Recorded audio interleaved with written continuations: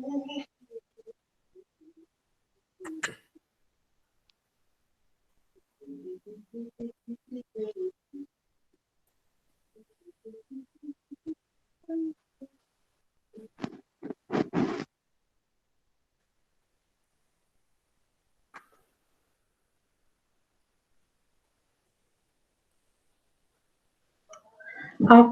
halo, selamat siang, selamat pagi menuju siang teman-teman semua. Pas. Oh iya, sebelumnya aku mau kenalin diri dulu kali ya, perkenalkan. Perkenalkan, nama aku Syifa sebagai Partnership Associate di Kaizen Room yang akan menjadi moderator pada siang hari ini. Nah, sebelumnya aku mau minta izin dulu buat manggil semuanya pakai sebutan teman-teman aja nih, biar yang agak tua juga merasa muda kembali ya. Nah, teman-teman di sini aku mau kenalan dulu. Ini kan katanya tak kenal maka tak sayang. Nah, dan makasih juga udah hadir di acara Kaizen Talk hari ini, luar biasa sekali ya. Semangat dan antusiasme dari teman-teman semua. Nah, Kaizen Talk ini diselenggarakan oleh Kaizen Room. Nah, mungkin di sini teman-teman ada yang belum tahu sebenarnya Kaizen Room itu apa sih, dan mungkin ada juga yang udah tahu, tapi aku kenalin lagi aja. Nah, sebenarnya Kaizen itu berasal dari dua kata. Yang pertama Kai yang artinya perubahan, dan yang kedua Zen yang artinya baik. Jadi Kaizen Room itu merupakan sebuah lembaga pelatihan soft skill yang berfokus pada continuous growth atau continuous improvement pada bidang komunikasi, bisnis, dan pengembangan diri. Dengan slogan #siap kerja dan #siap usaha. Kami ingin mengajak lebih banyak generasi Y dan generasi Z untuk lebih siap nih menghadapi berbagai perubahan dan tantangan di masa mendatang. Buat teman-teman yang tertarik nih, boleh banget di-follow Instagram kita, dan di LinkedIn kita juga aktif, dan juga jangan lupa join community-nya. Nah, sebelum acara dimulai nih, aku ingin nyampein beberapa beberapa tata tertib yang harus diikuti di kegiatan kita hari ini. Yang pertama, peserta diharapkan bisa mengikuti kegiatan dari awal hingga akhir untuk bisa menerima sertifikat dan hands-up modul dari sesi ini. Nanti akan dikirimkan oleh panitia ke email yang sekarang teman-teman lagi komen di kolom komentar. Nah, selanjutnya yang kedua, peserta wajib melakukan absensi dengan menuliskan nama lengkap dan alamat email di kolom komentar.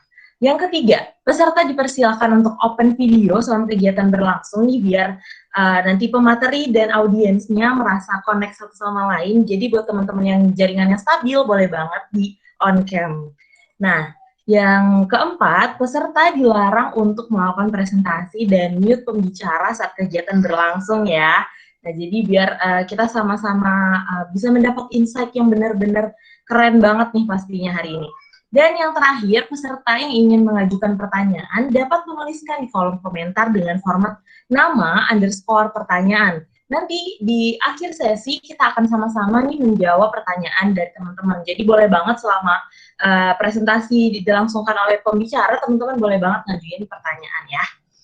Oke, kalau gitu itu tata tertibnya, semoga bisa diterapkan ya teman-teman semuanya.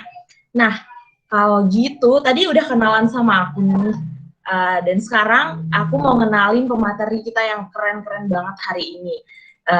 Di sesi Kaizen Talk memaksimalkan branding melalui promosi di media sosial. Pasti teman-teman di sini udah kepo banget. Emangnya bisa branding sama promosi jadi satu?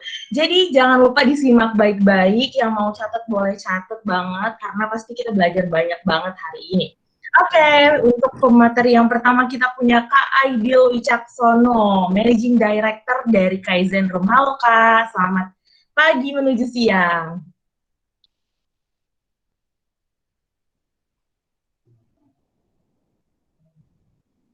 Halo. Selamat siang, terima kasih banyak sih Pak.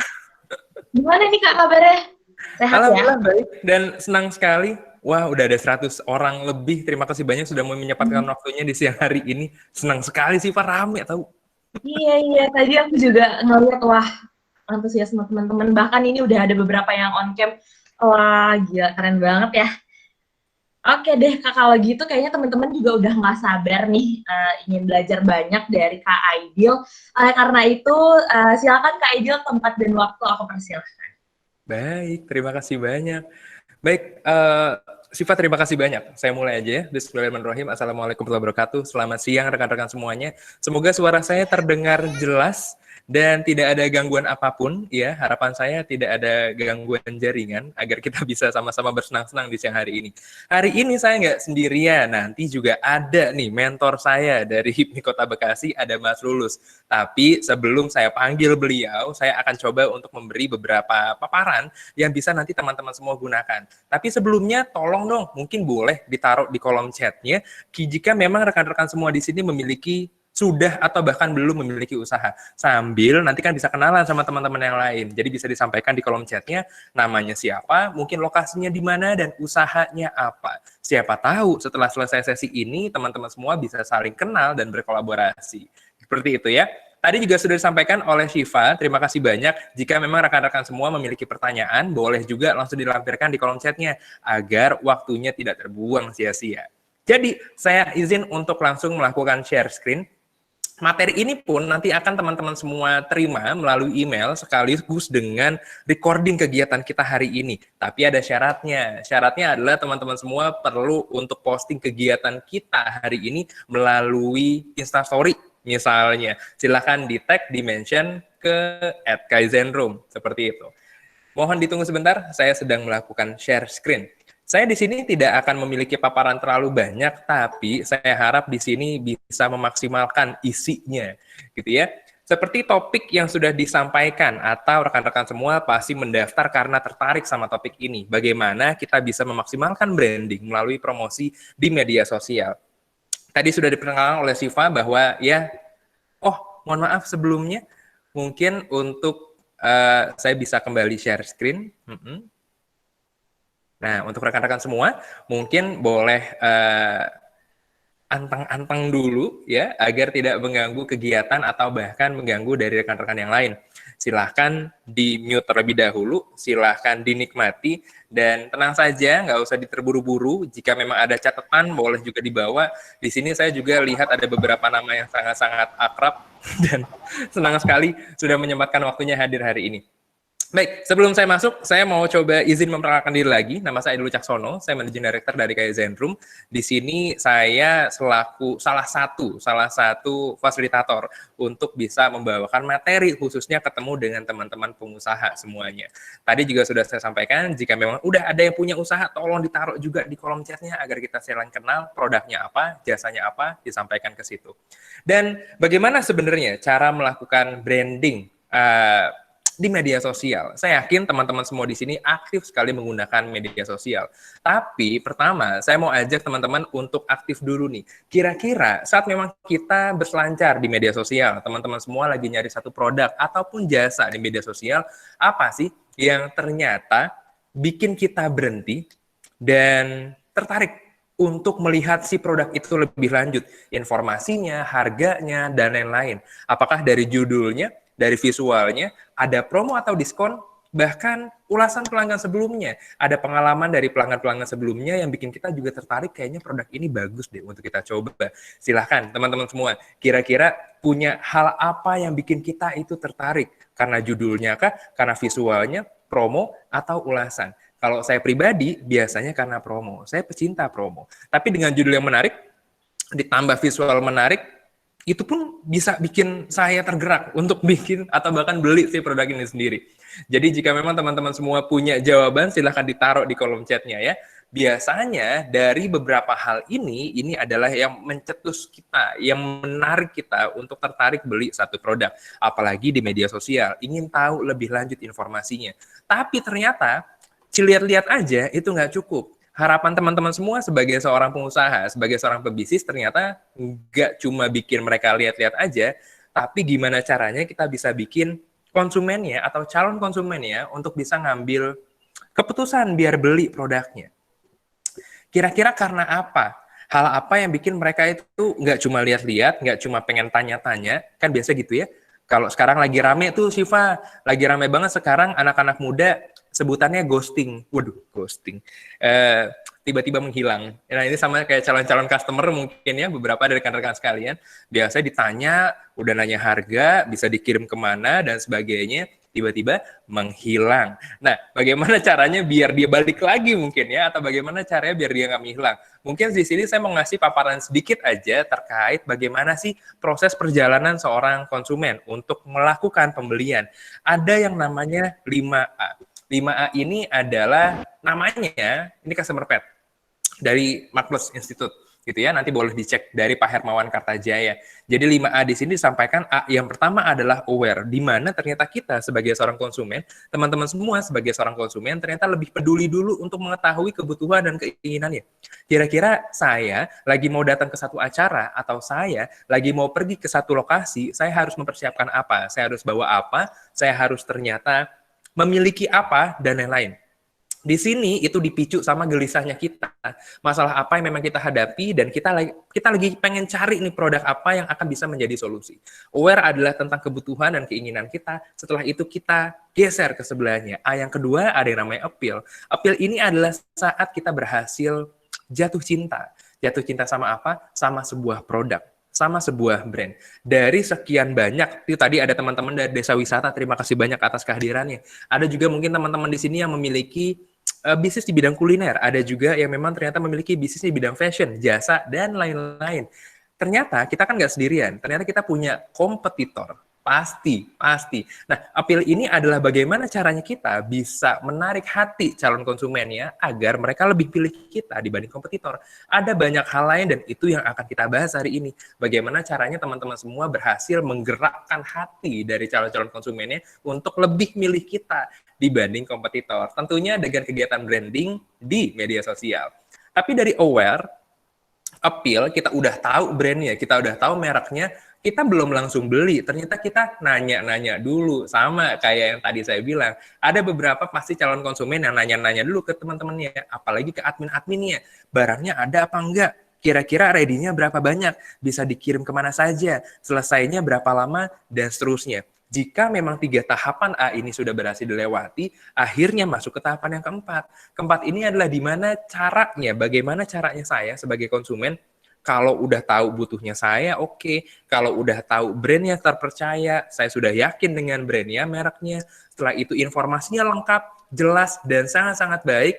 Saya nggak punya alasan untuk saya tidak melakukan pembelian. Akhirnya, saya beli deh. Saya melakukan transaksi dan mengambil keputusan pembelian. Tadi kata Mas Edil ada 5A, kok di sini cuma ada 4? Ya, jadi saya mau pastikan dulu teman-teman semua mengetahui proses di depan dulu nih. Ada aware, appeal, ask, act, dan yang terakhir adalah advocate. Setelah pelanggannya melakukan pembelian, apakah ternyata dia akan langsung beli lagi beberapa jam kemudian atau bahkan beberapa hari kemudian? Rasanya mungkin saja terjadi, tapi lebih mungkin jika memang kita bisa bikin atau bahkan bisa membuat customer-nya balik lagi. Balik laginya bukan dalam arti membeli, balik laginya dalam arti merekomendasikan. Bagaimana ternyata customer-customer kita mendapatkan experience yang sangat luar biasa. Pasti pernah dong beli satu produk, di mana saat kita beli produk itu seneng banget dapatnya. Bukan hanya dari harganya murah, bukan hanya dari kecepatannya, tapi ada kualitas pelayanan yang bikin kita tuh kesemsem, bikin kita tuh ternyata nyaman kalau ngobrol sama adminnya. Jangan disalahartikan ya, jangan sampai nanti keterusan ngobrol sama admin. Tapi yang jelas, saya mau teman-teman semua lihat bahwa setelah melakukan pembelian, loyalitas utama dari seorang konsumen adalah bagaimana ternyata kita secara sukarela, tanpa diminta, tanpa dipaksa, untuk bisa memberikan rekomendasi ke kerabatnya, ke keluarganya, ke sahabat-sahabat sekitarnya. Nah, ini adalah proses yang bisa dipicu dengan kegiatan brandingnya teman-teman semua di media sosial. Selanjutnya, ini mungkin bisa di-screenshot aja. Ada beberapa strategi pemasaran untuk teman-teman UKM. Di sini saya tahu scale bisnisnya itu macam-macam. Mungkin ada yang masih belum mulai bisnis, mungkin ada yang sudah mulai beberapa step, mungkin juga udah ada di atasnya lagi, mungkin juga dari menengah atau bahkan yang besar, gitu ya. Tapi beberapa strategi ini bisa teman-teman semua lakukan. Bagaimana ternyata kita berhasil untuk menciptakan produk-produk yang memang menarik. Bagaimana ternyata produk ini memiliki keunikan tersendiri. Kita juga perlu tahu target pasar. ini sebenarnya ranah yang berbeda lagi. Semoga nanti dari masing-masing strategi ini dibuatin Kaizen Talk-nya ya. Karena memahami target pasar itu susah-susah gampang. Apalagi buat teman-teman UKM biasanya nyangka bahwa target saya adalah seluruh kalangan atau bahkan semua usia. Padahal nggak seperti itu. Gimana caranya teman-teman semua berani memastikan bahwa targetnya saya, usianya sekian, perilakunya seperti ini, kebiasaannya seperti ini, lokasinya di sini, dan sebagainya. Memiliki kemasan. Kemasan ini berlaku untuk semuanya ya, entah itu yang barang atau bahkan yang jasa. Yang jasa kemasannya melalui apa? Biasanya digital. Bagaimana ternyata memiliki company profile yang baik. Lalu kalau ternyata barang itu seperti apa? Kalau emang fashion, plastiknya itu seperti apa sih? Ada pesannya atau enggak? Kalau emang ternyata makanan, unik nggak sih? Di sini ada Teh Rina dari Tintin Chips. Terima kasih banyak Teh sudah menyempatkan waktunya di siang hari ini. Nah, nanti boleh dicek juga tuh. Tintin Chips juga memiliki kemasan yang unik, bikin tertarik. Produknya juga unik. Dari produk kalengan, ternyata isinya adalah rengginang yang rasanya luar biasa. Lalu kita juga perlu menampilkan keunggulan. Kita tahu fitur-fiturnya apa aja. Tapi yang perlu teman-teman semua nanti bedakan adalah antara fitur dan benefit. Apa bedanya? Fitur ini adalah spesifikasi, mulai dari rasa, mulai dari ukuran, mulai dari jumlah, warna, dan seterusnya. Benefit ini adalah pengalaman personal. Benefit ini adalah bagaimana caranya teman-teman semua bisa ngasih lihat kalau konsumen beli produknya, mereka akan jadi apa, mereka akan merasakan apa. Nah, itu nanti perlu coba untuk ditelaah kembali. Lalu, jangan lupa untuk terus memberikan pelayanan prima. Maksudnya adalah service excellent pastinya, bagaimana ternyata teman-teman semua bisa terus memberikan pelayanan yang berkualitas, pelayanan yang baik. Kenapa? Kita ngerasa sendiri deh, kalau ternyata datang atau bahkan ngubungin satu adminnya jutek, bete, apa iya diterusin belinya? Biasanya enggak. Dan akhirnya kita pindah ke lain hati. Jadi pelayanan prima harus dilakukan, membuka peluang untuk bisa kolaborasi, menjaga hubungan baik dengan pelanggan melalui media sosial, dan akhirnya bisa aktif melakukan kegiatan pemasaran, tentunya melalui dunia digital. Dan ada banyak, punya website, media sosial, Google My Business, dan lain-lain. Yang terakhir, konsisten dan juga persisten. Gimana ternyata teman-teman semua mau coba melakukan ini secara disiplin. Ini sebenarnya tahapan yang paling susah. Semoga nanti akan ada bahasan tersendiri tentang itu ya. Oke, kita masuk. Kalau ngomongin media sosial, tentu saja saya yakin teman-teman semua menggunakan variasi nih. Mungkin Siva di sini menggunakan TikTok. Saya nggak tahu. Mungkin juga teman-teman di sini ada yang memang aktif di Facebook. Mungkin juga di Instagram. Saya pribadi aktif di Instagram. Di situ juga ada satu rekan saya. Itu tadi ada Mbak Arfi. Terima kasih banyak sudah menyempatkan waktunya di siang hari ini. Dan kita bisa lihat per 30 September 2020, lebih dari setengahnya sudah menjadi pengguna internet. Dan ini adalah salah kaprah yang sering sekali dirasakan oleh teman-teman UKM. Bagaimana online dan offline ini kelihatannya bersaing, padahal nggak sama sekali. Online ini merupakan salah satu sarana bagaimana caranya teman-teman semua bisa memaksimalkan potensinya, peluangnya untuk dikenal secara lebih luas lagi. Nggak hanya di daerahnya aja, nggak hanya di sekitarnya aja, tapi di seluruh Indonesia, bahkan di luar Indonesia. Jadi online ini jangan sampai ternyata berpikir, ah mas, enggak ah, susah banget kayak gaptek. Sorry, teman-teman di sini udah nggak bisa lagi beralasan seperti itu. Karena selama pandemi, kita itu dihajar, kita itu digampar. Apa? Diajarin bahwa udah nggak bisa lagi, kita harus berinovasi dan teman-teman semua harus mau untuk adaptasi. Kegiatan online dan offline ini sejatinya bukan untuk bertarung, tapi untuk bersatu. Kegiatan offline dan online ini akan membuat teman-teman semua bisa naik ke tahapan-tahapan berikutnya. Gitu loh. Jadi jangan sampai memastikan, mas berarti kalau saya online aja nggak usah offline. Nggak seperti itu. Nanti teman-teman semua juga punya kok masanya. Gimana ternyata kegiatan offline kita itu akan sebanding atau bahkan kegiatan offline kita itu tetap diperlukan. Buat apa? Buat menambah rasa percaya, buat menambah keyakinan dari pelanggan-pelanggan yang kelak. Dan di sini ada sebuah data dari Si Insight 2020 ngomongin masalah pandemi kemarin. Ternyata teman-teman UKM yang memang bisnisnya melalui media sosial itu memacu penjualan. Tapi ini yang perlu diingat, biasanya media sosial yang teman-teman semua gunakan, kebanyakan ternyata hanya melampirkan katalognya saja. Ya kan? Iya mas, saya udah posting banyak, saya udah foto produk banyak, tapi kok nggak ada yang beli? Kenapa ya? Karena kita belum menggunakan media sosialnya secara baik dan benar. Kok gimana emang media sosial yang baik dan benar? Ini, media sosial ternyata diartikan sebagai media daring, media online, yang digunakan satu sama lain, di mana para penggunanya bisa dengan mudah berpartisipasi, berinteraksi, berbagi, dan menciptakan isi blog. mereka berkontribusi untuk menciptakan konten-konten yang lain. Saya nggak akan jauh-jauh ke bawah, tapi teman-teman semua tolong dipahami bahwa sosial media membuat kita sebagai pemilik bisnis, teman-teman semua sebagai pemilik bisnis bisa berpartisipasi, ajak audiensnya, ajak pelanggannya untuk berinteraksi, berbagi, dan kita nge-create sama-sama. Kita ternyata berkontribusi sama-sama, kita bahkan bisa bikin konten sama-sama, dan seterusnya. Itu yang mau saya sampaikan hari ini. Bagaimana ternyata fungsi dari media sosial nggak cuma nampilin katalog, tapi di mana saat teman-teman semua bisa ngambil hatinya, itu adalah kekuatan sosial media yang sangat-sangat luar biasa. So, fungsi sosial media buat bisnis, ini lagi-lagi bisa di-screenshot atau bahkan dicatat sendiri, tenang aja ya. Lalu memperluas jaringan bisnis, meningkatkan popularitas, pastinya teman-teman semua tahu secara pasti hal ini. Dapat pelanggan baru, dapat feedback, meningkatkan pengunjung website.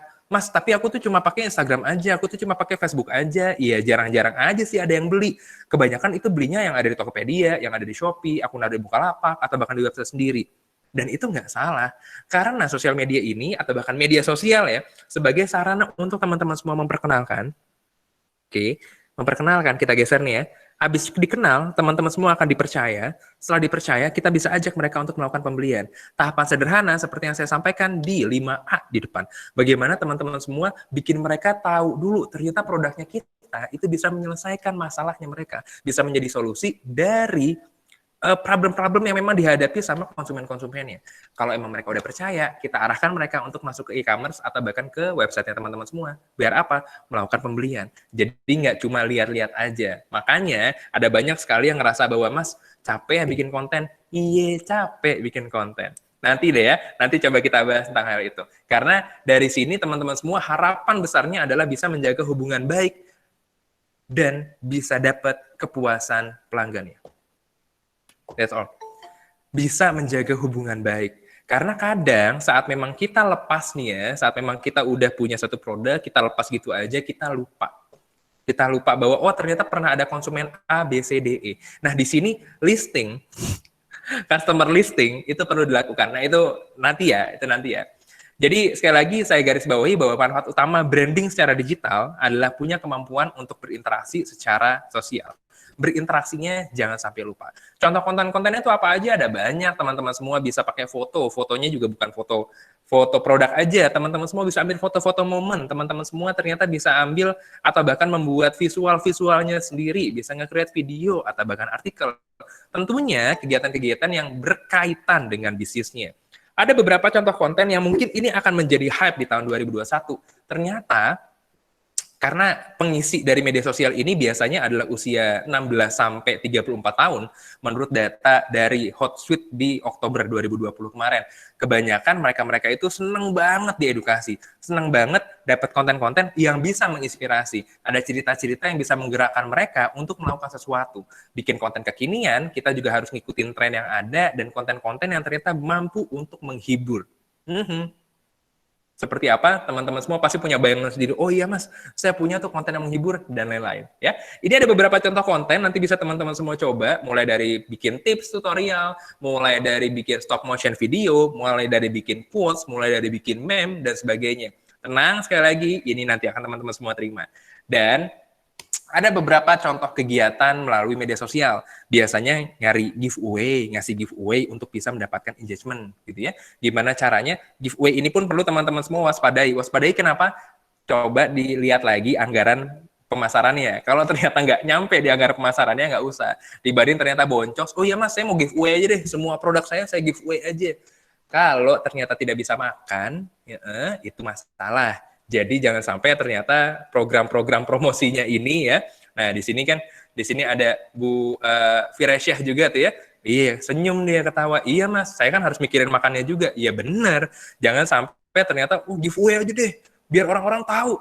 Ya, kalau emang nggak bisa hidup buat apa? Jadi tetap dilihat lagi dari budget marketingnya. Makanya di media sosial diarahkan pakai yang bawah, sayang-sayangku sekalian. Ada metode dari soft sell, menceritakan pengalaman, kita bisa menyampaikan edukasi, kasih experience tentang nih misalnya nih, kalau buat yang masak-masak, misal membuat konten tips anti gagal bikin adonan. Oke, ini adalah tips yang pertama, ini tips yang kedua, ini tips yang ketiga.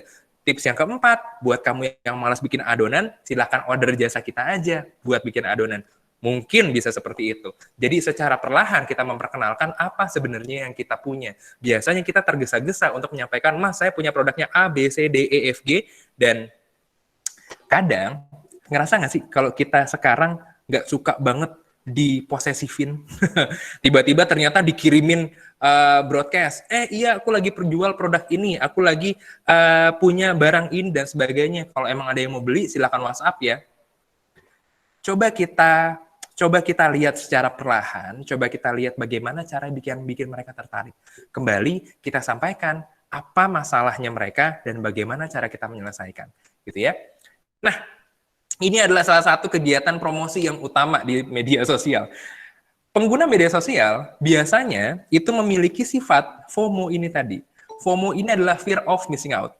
Ketakutan untuk ketinggalan informasi. Ketakutan untuk, semalam itu ada apa ya? Kalau ternyata teman-teman semua ketinggalan informasi itu rasanya berdosa banget. Rasanya salah banget. Oh, ternyata sekarang lagi ada A, B, C, D, E gitu ya. Dan ini sebenarnya nggak salah, karena kegiatan-kegiatan FOMO ini bisa punya manfaat buat kita jadi lebih tahu, kita bisa jadi lebih visioner pada akhirnya, kita bisa jadi melihat ada tren-tren apa yang terjadi di depan. Dan ini pendapat dari Dr. Chris. Wah, saya belum kenalan sih, ini saya dapat dari jurnal ya. Strategi marketing FOMO bukan hanya sekedar melihat tren, tapi bagaimana teman-teman semua bisa memberikan pengalaman dan advokasi balik yang ke depan kan. Bagaimana ternyata pengalaman itu akan membuat saya merekomendasikan produknya teman-teman sekalian. Dan gimana Mas caranya pakai strategi FOMO? Silakan di screenshot lagi. Jadi di sini ada beberapa strategi, tunjukin deh, kan kita mau bikin bagaimana mereka tuh takut ketinggalan. Bagaimana ternyata tuh mereka nggak mau ketinggalan produknya kita tuh ada apa. Kita lagi punya promo apa dan sebagainya. Ditunjukin. Jangan diem-diem aja. Ya kan? Tunjukin siapa yang memang pakai jasanya. Siapa yang beli barangnya. Ya, tunjukin social proof-nya. Tunjukin jumlah stok barangnya itu bisa. Dan kalau emang ada promo, jangan lupa kasih batas waktu. Misalnya, nih hari ini kan spesial banget. Hari ini saya yakin teman-teman semua pasti punya promonya masing-masing. Ada 12. Oke, promo 12. Kita promo 12% untuk pembelian kedua dan sebagainya. Jangan lupa promo ini hanya berlaku 1 hari aja. Dan ini banyak ya kegiatannya. Teman-teman semua bisa melihat hari-hari besar. Misalnya beberapa minggu lagi kita akan ada Natal atau Tahun Baru, nanti ada Imlek, nanti kita langsung masuk bulan puasa di bulan April, cepet loh ya. Lalu ada lagi Idul Fitri dan sebagainya. Momen-momen itu bisa teman-teman semua buat. Lalu bangun rasa kompetitif antar konsumennya. Jadi jangan sampai teman-teman semua ternyata ngerasa bahwa konsumen saya biasa-biasa. Enggak. Bangun bahwa si ini aja udah punya. Masa kamu belum? Contoh gitu ya. Buat produknya eksklusif. Maksudnya apa? Teman-teman semua nggak usah bikin banyak, katakan bikin beberapa, tapi memang disampaikan itu premium gitu. Disampaikan memang itu berbeda. Disampaikan bahwa memiliki kualitas yang sangat-sangat baik dan berbeda dengan produk-produk sebelumnya ya. Lalu berikan layanan spesial bagi pembeli pertama. Gimana kalau, ini hanya untuk 10 orang pertama. 10 orang pertama akan mendapatkan kastengel gratis kami kirim. Contoh ya, biar apa? Biar mereka nggak mau ketinggalan. Sederhananya itu, bagaimana cara bikin mereka nggak mau ketinggalan. Dan marketing empati, ya, marketing empati ini adalah bagaimana caranya teman-teman semua membuat kegiatan pemasaran yang relevan. Bagaimana ternyata teman-teman semua bisa menjalin hubungan, interaksi yang kuat sama konsumennya. Mulai dari emosi, mulai dari pengalaman dan lain-lain.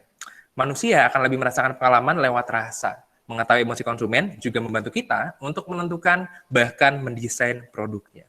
Contoh, setelah ini kita akan masuk ke branding, habis itu saya akan ngobrol-ngobrol sama Mas Lulus. Ini adalah sebuah contoh dari Gojek yang mungkin kita semua tahu, teman-teman semua pasti pernah dengar. Dan ini adalah campaign di media sosialnya Gojek tahun 2018. Semua kontennya hilang.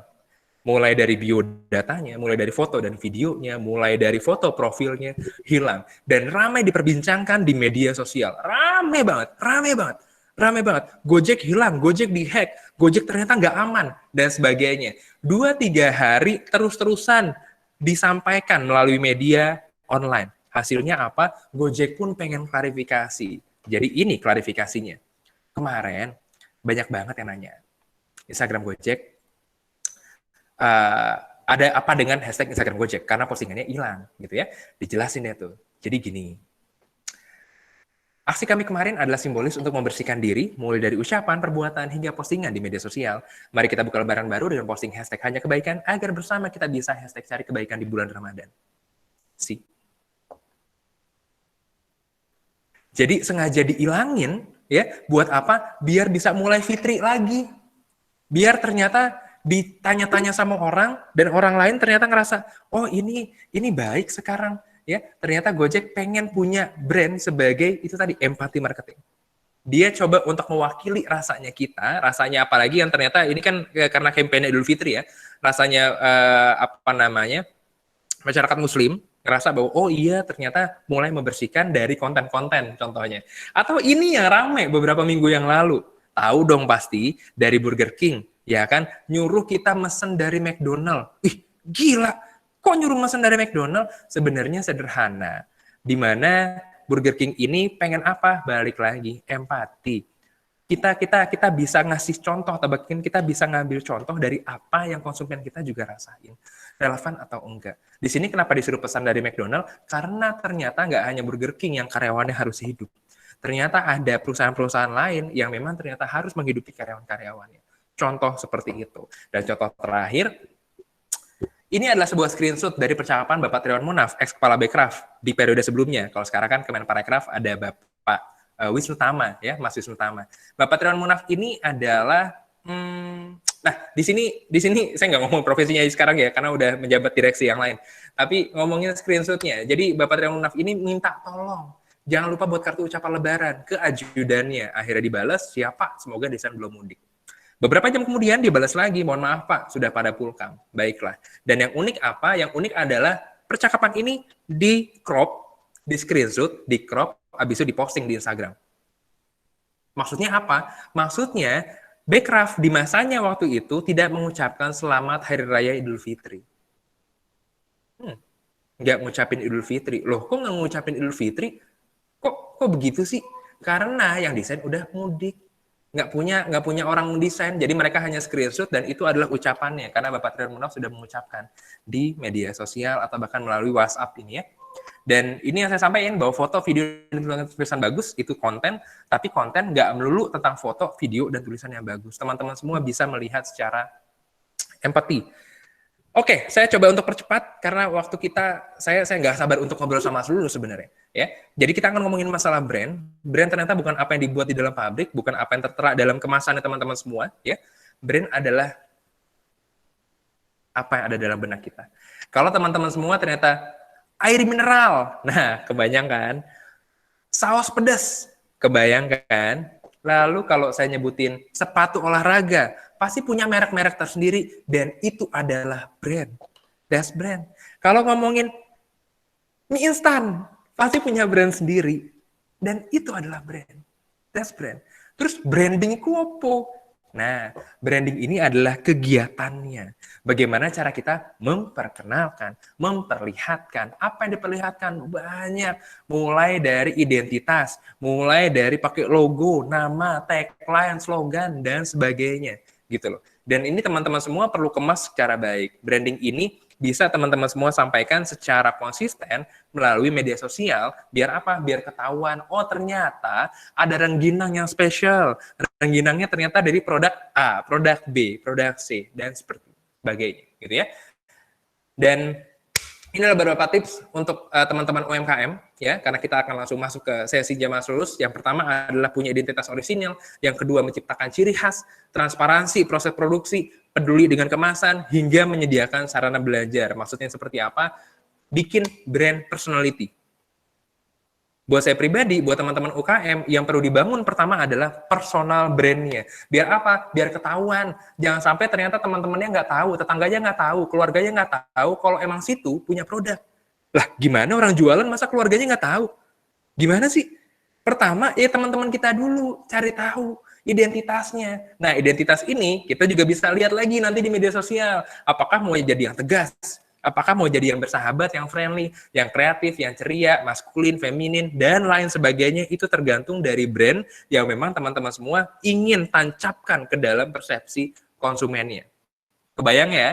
Oke, brand persona. Lalu menciptakan ciri khas. Ciri khas ini gimana? Ada tata bahasa yang disesuaikan dengan target konsumennya. Lalu juga punya keunikan tersendiri dalam melakukan respon pembelian. Kalau emang ternyata ada yang respon, misalnya, ya kan, ternyata ada yang bilang bahwa, Kak, saya mau pesan.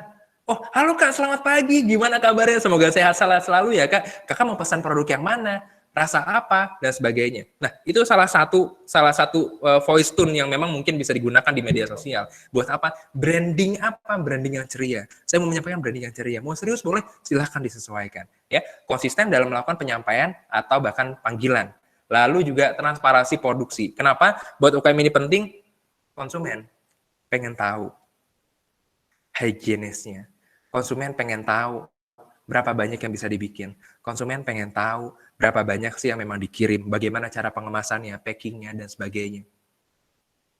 Dan itu menjadi sebuah brand, salah satu kegiatan branding yang kuat nantinya.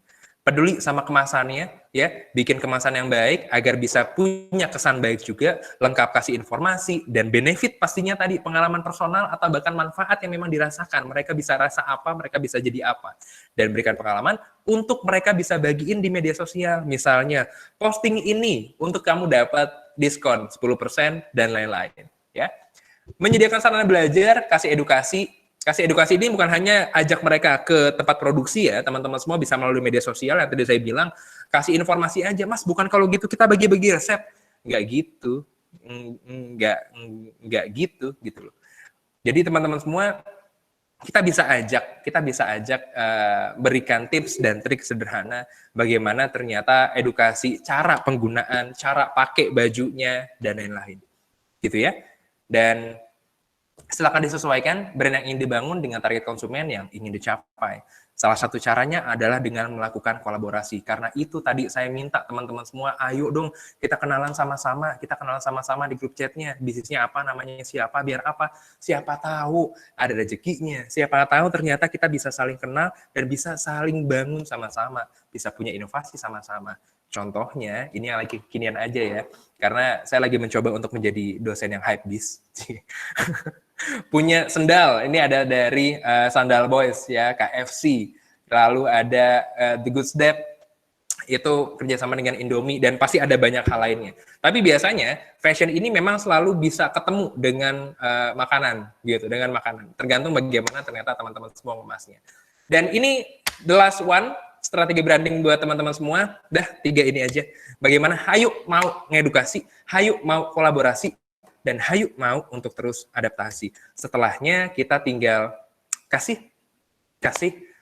habis itu nanya pendapatnya seperti apa. Nah, itu dari saya di sesi pemaparan saya. Sekarang kita masuk ke sharing. Kalau memang teman-teman semua ada pertanyaan, silahkan dilampirkan di kolom chatnya. Nanti dibantu sama Kak Syifa untuk dikurasi pertanyaannya seperti itu. Sekarang saya mau manggil mentor saya, sahabat saya, Mas Lulus. Wah, Mas Lulus, apakah sudah standby di sini? Saya coba untuk stop share screen dulu ya, teman-teman ya. Oke. Apakah Mas Lulus Kurniawan sudah standby di sini?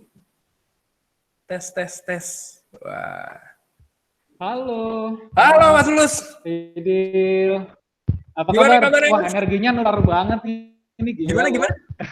Terasa, waduh, ini kenapa energinya Mas Idil nular banget nih ke saya nih hari ini. Iya, saya tidak sabar bertemu dengan Anda, Mas Lulus. Kebalik loh tadi tuh, pas di awal nyebutin tuh kebalik. Seharusnya ini kan saya ini yang jadi berguru nih sama Pak dosen kita. Kayak gitu dong. Dan bener Mas ya, akhirnya kita bisa kolaborasi hari ini ya. Salah satu cara branding. Betul, kita langsung terapi hari ini ya. Oke, Mas Lulus, aku mau nanya nih. Sambil, Oke, jadi gini. Mas Lulus ini memiliki bisnis namanya Klausa. Nanti teman-teman semua boleh cari. Klausa ini ternyata bergerak di bidang digital agency. Jadi kegiatan kita hari ini, atau bahkan teman-teman semua terbayang untuk membuat sebuah brand melalui media sosial atau bahkan melalui digital, nanti boleh nanya-nanya. Di Japri itu boleh, Mas Lulusnya. Tapi sekarang saya mau nanya juga ke Mas Lulus, sebenarnya bagaimana sih caranya, mungkin ada tips and trick sendiri dari Mas Lulus untuk bisa menggunakan digital yang sekarang buat brandingnya, Mas Lulus. Silahkan, waktu dan tempat saya persilahkan kepada mentorku tersayang. Silahkan, Mas Lulus. Oke, thank you Mas Aidil. Sebelumnya teman-teman perkenalkan, saya Lulus Kurniawan. Untuk saat ini kebetulan diundang itu sebagai perwakilan dari HIPMI Kota Bekasi ya. Kebetulan juga saat ini saya sebagai Ketua KK. Jadi mungkin banyak dari teman-teman yang belum tahu juga nih apa itu HIPMI Kota Bekasi. Jadi kita itu bagian dari Himpunan Pengusaha Muda Indonesia, capture-nya itu wilayah Kota Bekasi. Nah, siapa aja sih sebenarnya yang udah ada sebelumnya nih senior-senior kita di HIPMI? Kalau saya sebut sosok-sosoknya pasti teman-teman udah nggak asing lah ya. Ada Bang Sandi Uno, ada Bang Erick Thohir gitu. Nah, mereka ini salah satu dari sekian banyak pengusaha-pengusaha tanah air nih yang berhasil dan bergabung di HIPMI begitu. Kebetulan untuk di Kota Bekasi sendiri saat ini kita ketuanya ada Mas Yogi Kurniawan. Beliau ini pemilik dari Ulansari, Artika, dan Kurnia Media Promosindo begitu. Nah, kemudian teman-teman, kita sendiri juga selain di bisnis yang menerapkan digitalisasi, kita pun untuk di HIPMI sendiri pun kita juga udah lama itu menerapkan digitalisasi. Salah satunya itu kita mulai dengan website kita sudah ada. Kemudian untuk di sosmed kita memang pakai itu untuk komunikasi.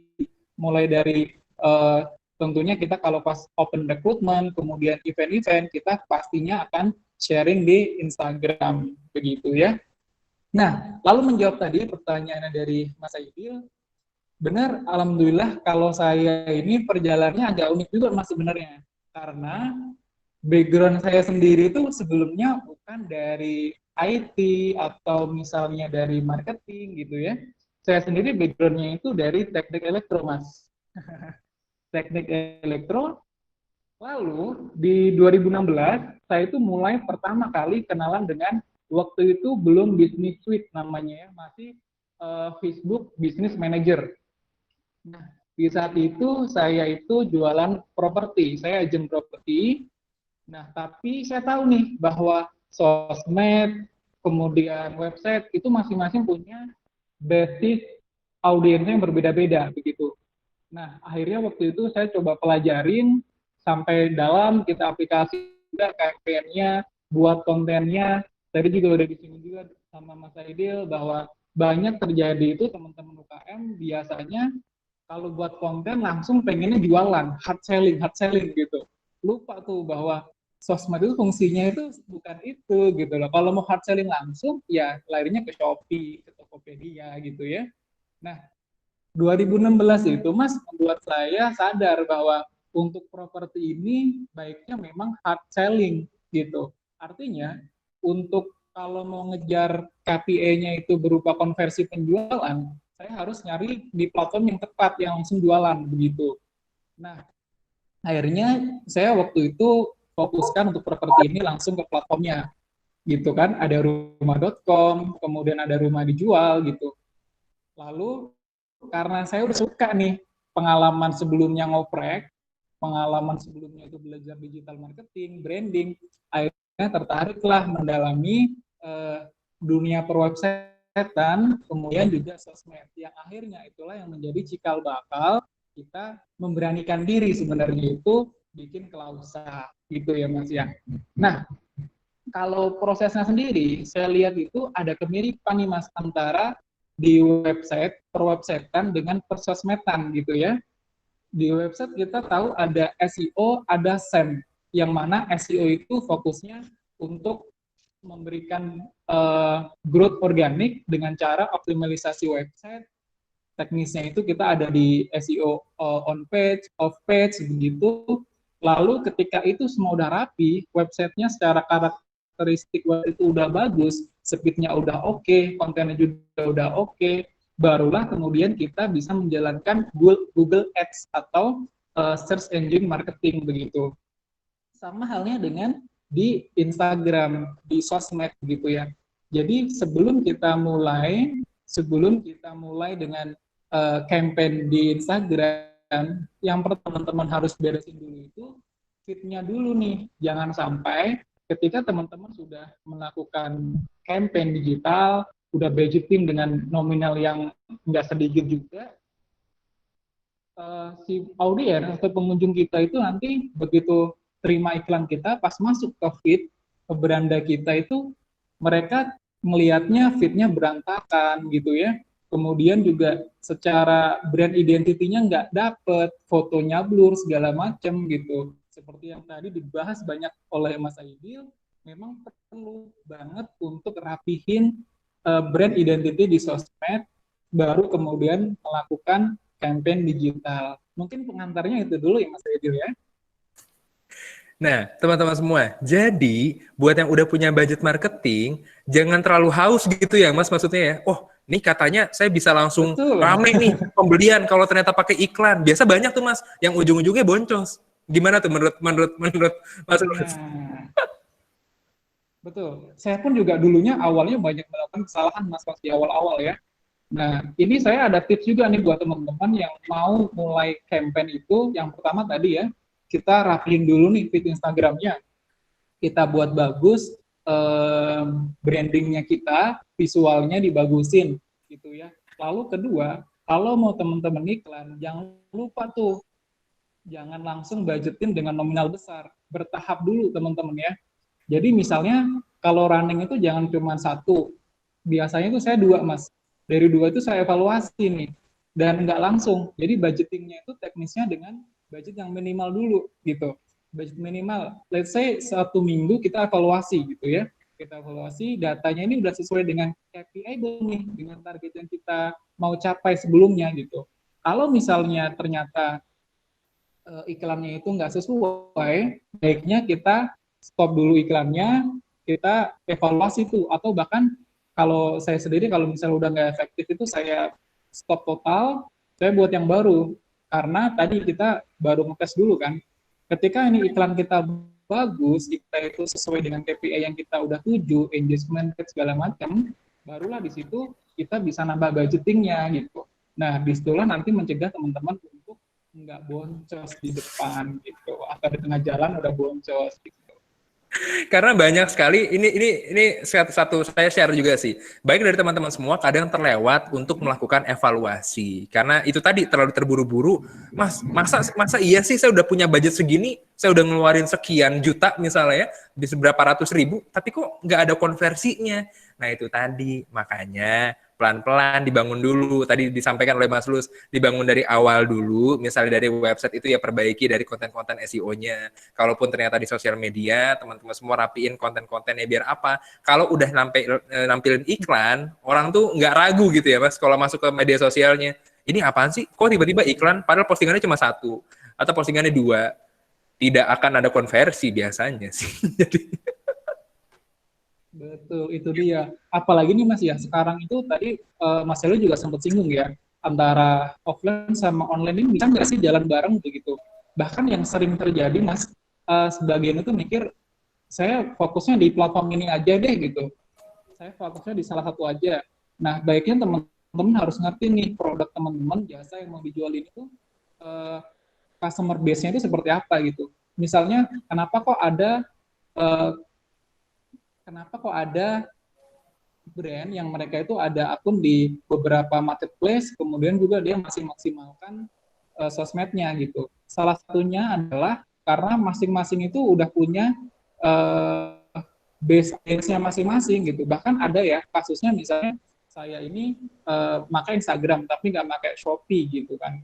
Terus saya pakai Tokopedia gitu. Artinya kan kalau misalnya teman-teman punya brand hanya di Shopee aja gitu ya, punya akun hanya di Shopee aja, kan sayang banget nih Mas, customer base-nya yang sebenarnya ini sesuai dengan target market kita, tapi itu nggak ada di channel itu gitu. Makanya penting banget buat teman-teman, apalagi yang produknya itu B2C ya. Produk B2C itu untuk sekarang saya sarankan sih memang harus banget gitu. aware mengenai digitalisasi gitu ya, belajar mengenai cara penerapannya gimana gitu. Apalagi saat ini kan kalau teman-teman mau belajar teknis yang lebih dalam, Google itu punya workspace yang teman-teman bisa belajar lengkap di situ gitu. Mungkin kalau di sini kita kan nggak bisa banyak bahas secara teknis ya Mas Adi dulu ya. Karena waktunya terbatas juga nih Mas Lulus. Jadi mungkin saya izin langsung masuk ke beberapa pertanyaan yang di chat. Gak apa-apa Mas Lulus ya? Oke, siap Mas. Nah, kebetulan tadi juga sudah disampaikan oleh Mas Lulus bahwa ada beberapa platform yang bisa teman-teman semua gunakan. Ini ada pertanyaan dari Pak Steven. Dari berbagai macam channel, dari berbagai macam platform, Mas Lulus, mulai dari YouTube, Twitter, Facebook, Instagram, ada pertanyaan perbedaannya tuh apa? Ya, apakah ternyata saya harus menggunakan semuanya? Kalau saya pribadi nih, sebelum nanti ditambah sama Mas Lulus, teman-teman semua bisa pastikan satu platform atau bahkan dua, yang penting aktif, gitu sih. Dibanding ternyata punya banyak, tapi cuma sekedar punya, nggak ada aktivitas. Menurut Mas Lulus gimana? Setuju saya Mas, setuju. Jadi pertama itu memang pastikan kita itu kuat di salah satu dulu nih gitu. Kuat di salah satu. Banyak kasus kalau teman-teman bisa pelajarin gitu ya. Mungkin kalau yang saya lihat yang salah satu yang berhasil tuh Mas ya, personal brand yang berhasil itu dulu kita ingat Arif Muhammad dengan pocong di Twitter, ketika base di sana itu kuat, lalu dia itu pandai untuk move ke platform lain, nggak susah begitu karena pas basis di Twitternya itu sudah kuat gitu. Terbukti kan begitu di Instagram kita lihat sekarang begitu ya, kemudian di YouTube gitu. Nah, lalu untuk yang tadi Mas ya, alasannya lagi tuh kalau produk kita itu baiknya gimana nih untuk menentukan masing-masing platform ini bedanya apa gitu. Kalau saya pengamatan pribadi sendiri ngelihatnya gini Mas, kayak Facebook misalnya, ini ada pengalaman pribadi juga. Kayak Facebook itu kan, kita lihat sekarang itu basis penggunanya rata-rata itu orang tua, ya kan? Dan itu terjadi ketika kemarin pas menjelang 12-12 ya teman-teman. Karena saya masih punya akun di Facebook untuk mantau sejauh mana sih progresnya gitu. Selalu update gitu ya. Di Instagram itu banyak banget iklan-iklan dari fashion lokal tuh, brand-brand lokal saya dapat banyak banget. Tapi begitu di Facebook itu sedikit banget tuh. Kategori iklannya juga kelihatan sedikit banget. Nah, ini mungkin saya kasih sedikit saran buat teman-teman sebelum menentukan kampanyenya, teman-teman juga bisa lihat kompetitor nih. Misalnya teman-teman main di brand. Di brand itu teman-teman bisa pakai salah satu tools gitu untuk cari tahu nih basis dari atau aktivitas dari akun Instagram dari kompetitor tadi itu dia sejauh mana sih engagement-nya segala macamnya gitu ya. Atau kalau dia udah ada di beberapa media, misalnya Instagram sama Facebook gitu, kan bisa lihat tuh teman-teman dengan bisnis yang sama dan dia udah lebih besar, tapi engagement-nya mana nih yang lebih besar dari sisi penggunanya untuk di dua platform tadi gitu. Dengan begitu teman-teman bisa punya semacam preventif lah ya, di awal-awal itu udah punya data yang kuat gitu, data pembanding yang kuat untuk teman-teman nanti memutuskan mau mengoptimalisasinya itu di platform mana. Luar biasa. Udah ada yang bilang nih Mas Lulus, Mas ini nggak bisa ditambah jamnya? Tidak bisa. Tidak bisa. Waktunya tapi memang di sisi lain ya Mas. Iya ya. makanya. Semoga nanti Mas Lulus waktunya bisa kita atur lagi ya. Nih Mas Lulus sibuk banget tahu, ini makanya untung aja bisa. Mas Lulus, kembali ke pertanyaan berikutnya nih. Waduh, siap Mas. Ada pertanyaan tentang bagaimana sih, ini dari tadi, saya lupa nih tadi namanya siapa. Bagaimana sih kita menjangkau, ini dari, sebentar ya, ini saya coba untuk manjat-manjat, dari Kak Pit Rositias. Wah, di sini produknya perfume nih. Wah, asik. Lalu perfume ternyata produknya udah branding bagus sekali, promosinya sudah baik sekali. Nah, di sini ada pertanyaan terkait, kan tadi saya juga sempat ngebahas masalah loyalitas, di mana loyalitas sekarang adalah bukan lagi bukan hanya dinilai dari mereka melakukan repeat order, tapi mereka mau melakukan rekomendasi. Ada pertanyaan dari Kak Pit ini, gimana sih Mas cara kita menentukan customer kita itu, bagaimana cara kita membuat mereka tuh loyal gitu. Kalau versinya saya biasanya nyimpen data nih Kak Pit. Nyimpen data dalam arti gini loh, misalnya nomor handphone, atau bahkan saya punya data hari lahir dan sebagainya gitu ya, karena kan kegiatan Kaizen Room ini training. Nah, jadi di hari lahirnya kita punya database untuk ngucapin selamat ulang tahun. Sederhananya, kayak teman-teman semua kalau punya rekening, pastikan di setiap hari lahirnya itu dikirimin tuh dari bank-bank yang memang dimiliki, ya kan, selamat ulang tahun dan sebagainya. Salah satu cara untuk bisa bikin happy customer-nya. Atau kalau memang ngomongin marketingnya ya, itu marketing human centric. Marketing yang memang ternyata humanis lagi. Bagaimana caranya kita bisa bikin hatinya mereka ini seneng dan oh ya udah akan merekomendasikan. Tapi itu menurut pendapat saya. Jadi saya biasanya kumpulin dulu database-nya untuk bukan saya follow up buat beli lagi, tapi kasih informasi, saya edukasi. Kira-kira menurut Mas Lulus gimana? Pertama saya setuju banget tuh Mas dengan dari Mas Aidil tadi ya. Kedua itu saya sempat dulu tuh dapat kalimat yang bagus banget tentang tren dari market sendiri itu Mas. Kalau dulu kita populer dengan istilah bahwa customer kita itu raja gitu ya. Kalau sekarang itu udah mulai bergeser nih, customer kita tuh jadi teman kita gitu. Jadi gimana selayaknya kita berteman dengan customer, jadi kita harus sapa dia gitu ya. Ada engagement gitu dengan mereka gitu. Salah satunya tadi dengan ngucapin ulang tahun misalnya gitu ya. Lalu juga untuk dari sisi konten, kalau kita balik ke ranah konten, jangan lupa gitu ya, jangan cuma selling aja gitu, harus ada engagement nih. Tanya ke mereka, kan teman-teman mungkin pernah dengar ada Google Trends segala macam gitu ya. Manfaatin tuh data-data itu untuk teman-teman membuat konten yang relevan dengan produk teman-teman gitu ya, untuk membangun engagement.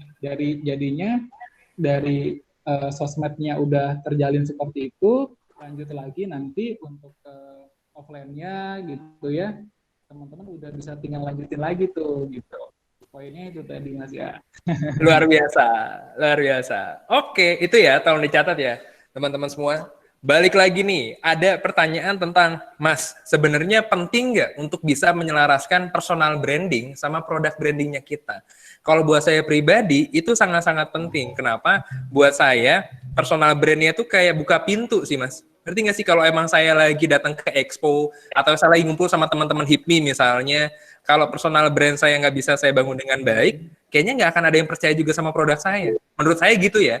Jadi benar-benar harus dirapin dari dirinya sendiri dulu, biar orang-orang kenal, biar orang-orang aware, orang-orang juga mengetahui, oh ternyata Aidil ini produknya adalah Kaizen Room misalnya. Oh ternyata dari Mas Lulus ini adalah perwakilan dari HIPMI dan memang punya klausa gitu loh. Jadi personal brandnya nih memang dibangun dari kegiatan-kegiatan di sosial media. Tapi itu menurut saya. Sekarang kita nanya nih ke kakakku, gimana Mas Lulus? Penting nggak sih sebenarnya personal brand buat produk brand? Oke. Tadi ada ketua kita tuh, ketum kita Mas Yogi. Halo Mas Ketum. Oh iya, Mas Yogi. Thank you nih udah hadir juga. Dan teman-teman HIPMI yang lain juga ikut hadir tadi Mas. Saya izin nyapa dulu ya. Nah, itu saya sangat rekomendasi karena itu penting banget Mas ya.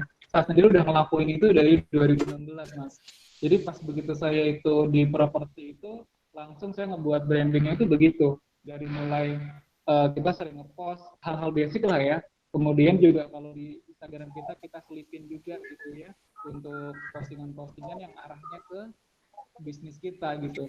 Nah, lalu yang saya dapat, dan ini simple banget sebenarnya Mas ya, untuk KPI-nya itu berhasil atau enggak itu kan dengan tadi Mas Aidil juga sempat singgung bahwa pertama itu circle pertemanan kita jangan sampai nggak tahu kita ini tuh lagi ngapain, kita ini punya apa gitu.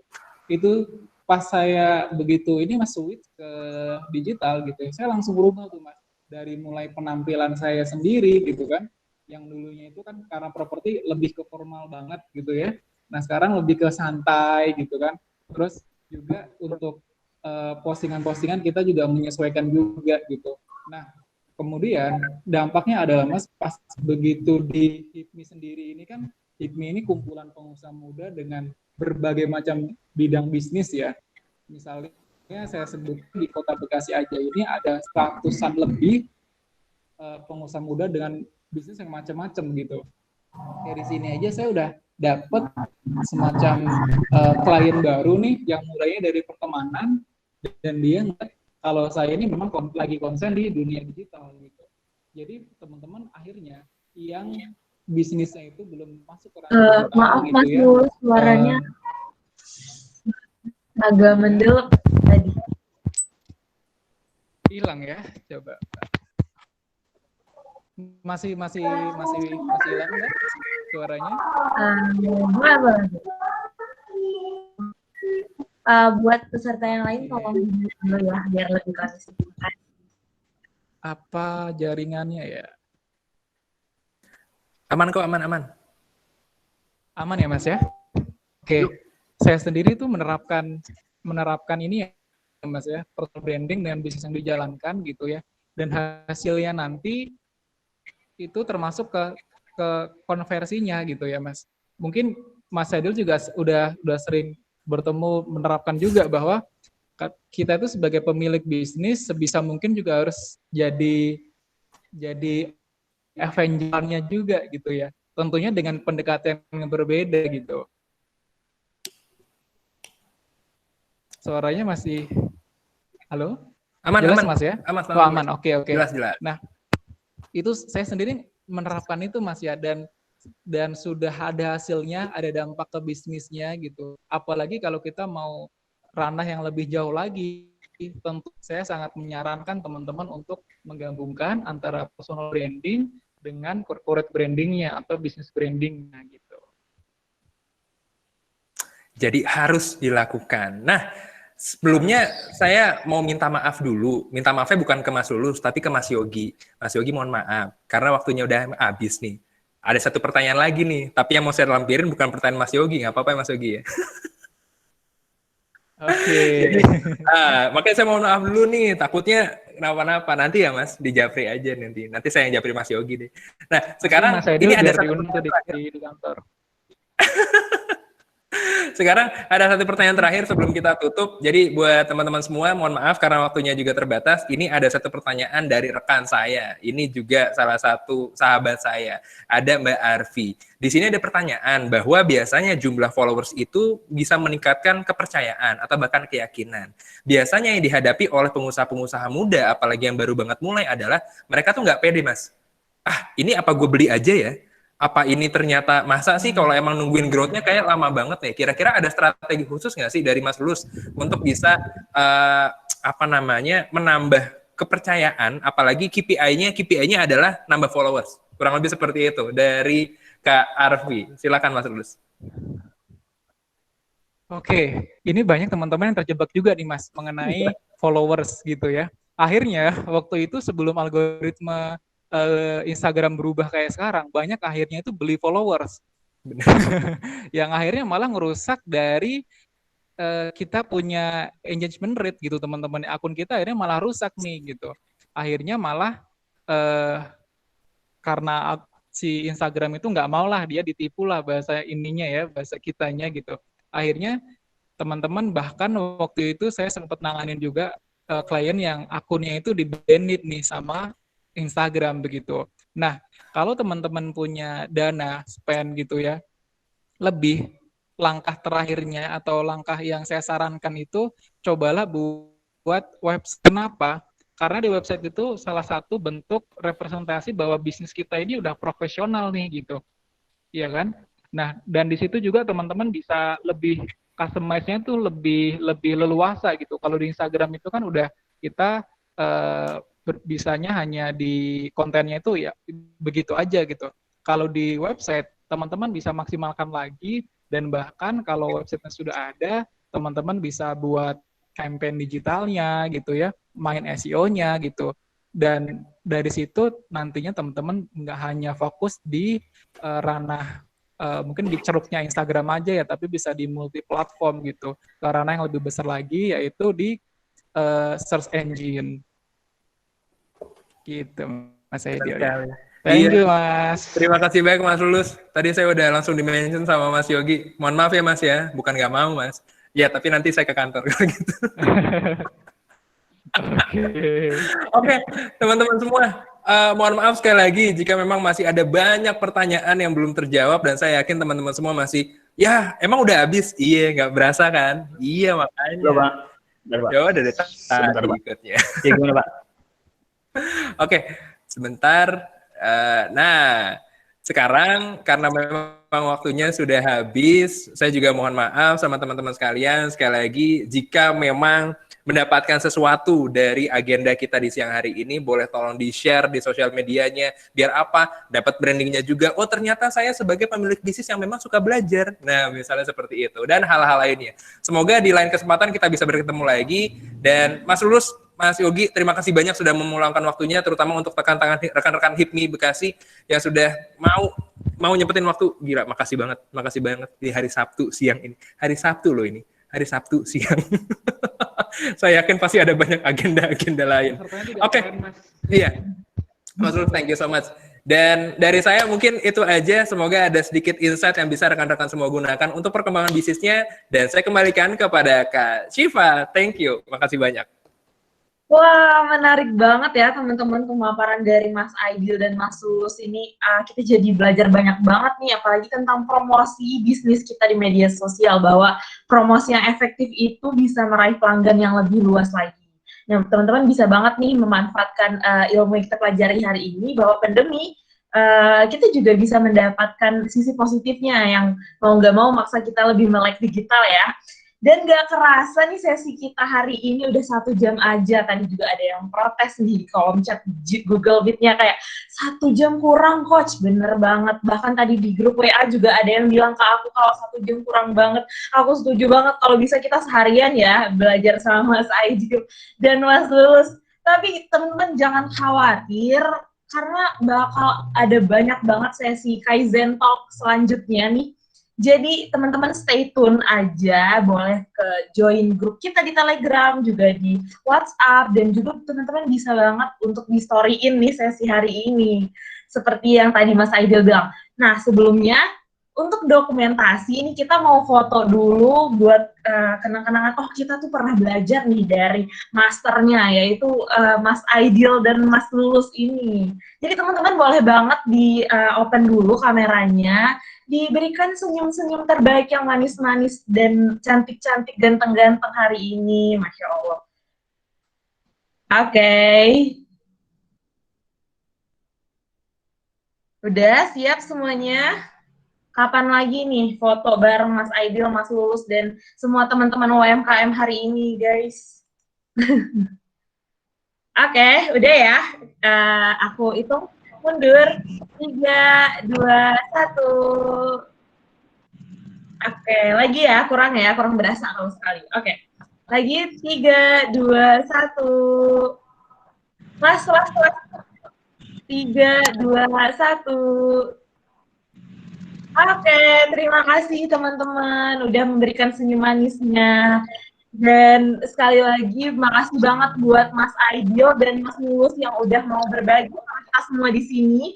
Semoga teman-teman juga bisa mengambil manfaat dan semoga bisa memberikan dampak perubahan ya yang lebih baik lagi untuk bisnis teman-teman. Nah, dari aku sendiri mau mohon maaf sekali lagi karena waktu kita terbatas, tapi teman-teman boleh ngikutin sesi Kaizen Talk kita selanjutnya. Jadi jangan lupa untuk stay tune di Instagram kita, di Telegram, dan di media sosial kita. Last but not least, saya Syifa, pamit undur diri. Mohon maaf apabila ada kesalahan kata maupun perbuatan. Sekali lagi terima kasih buat teman-teman semua yang sudah menyempatkan waktunya. Sampai jumpa di Kaizen Talk selanjutnya. Assalamualaikum warahmatullahi wabarakatuh. Have a nice day. Waalaikumsalam. Terima kasih banyak teman-teman semua. Sehat-sehat semuanya. Makasih banyak. Itu ada Mbak Mayang, ada Mbak Siti, Bu Hafiz, Mas Andika, Bu Indira, terima kasih banyak. Bu Rita, makasih banyak. Mas Cesar, Pak Steven, thank you so much. Makasih banyak. Pak Yogi, sampai ketemu di kantor. Hati-hati dalam perjalanan. Thank you. Makasih banyak udah mau nyempetin waktunya. Terima kasih.